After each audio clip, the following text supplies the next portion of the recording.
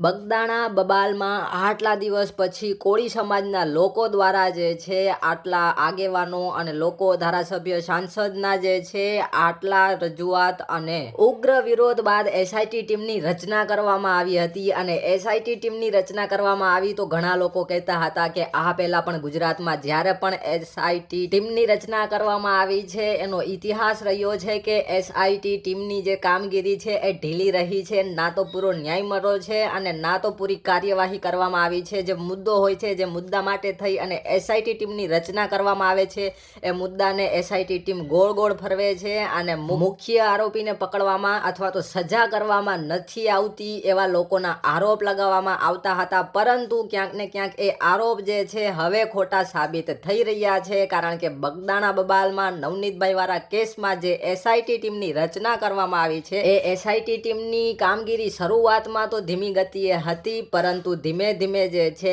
SIT ટીમની કામગીરી જે છે એને રફતાર પકડી અને એ રફતાર એટલી ફાસ્ટ હતી કે એકાએક પીઆઈની પૂછપરછ કરવામાં આવી. ત્યારબાદ જે છે ફક્ત 8 આરોપી ઝડપમાં આવ્યા હતા, એમની જગ્યાએ હવે બીજા 3 નવા આરોપીને પકડી પાડવામાં આવ્યા છે, એટલે ટોટલ 11 આરોપી જે છે એ થઈ ગયા છે. અને ત્યારબાદ જે છે નવનીતભાઈ જે છે એમને પણ ત્યાં ઓફિસે પોલીસ સ્ટેશને બોલાવી અને એમનું પણ નિવેદન લેવામાં આવ્યું હતું. અને ત્યારબાદ જે છે જયરાજ આહિરે કોલ સાથે કોઈ 2 વ્યક્તિ સાથે વાત કરી હતી. એ 2 વ્યક્તિને આજે જે છે એસઆઈટી ટીમે પૂછપરછ માટે બપોરના ટાઈમે બોલાવ્યા હતા. અને હવે જે મુખ્ય આરોપી જેના ઉપર આરોપ લગાડવામાં આવે છે એ વ્યક્તિની પૂછપરછ કરવામાં આવી છે. અને મુખ્ય આરોપ તમને લોકોને બધાને ખબર જ છે, જયરાજ આહિર ઉપર લગાડવામાં આવ્યો છે. અને એમની આજે પૂછપરછ કરવા માટે 5 વાગે બોલાવી લીધા છે અને હજી પણ પૂછપરછ ચાલુ છે. હજી સુધી જે છે ત્યાંથી જયરાજ આહિર નીકળ્યા નથી, પૂછપરછ પૂરી થઈ નથી, મામલાને હજી પૂરેપૂરી કંઈ ચોખવટ મળી નથી. પરંતુ કોળી સમાજના લોકોમાં હવે જે છે ક્યાંક ને ક્યાંક મનમાં આશાઓ આવી ગઈ છે કે હવે કોળી સમાજ જે છે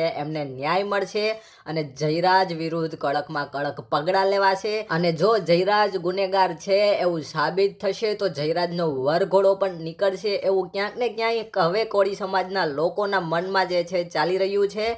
કારણ કે જયરાજ જે છે એ માયાભાઈ આહિરના પુત્ર છે, ભલે ધનવાન છે, બીજેપીના માણસ છે, પરંતુ કોળી સમાજના લોકો જે છે જયરાજ આહિર સામે લાલધૂમ છે, જયરાજ આહિર સામે આંખ લાલ કરીને જ બેઠા છે.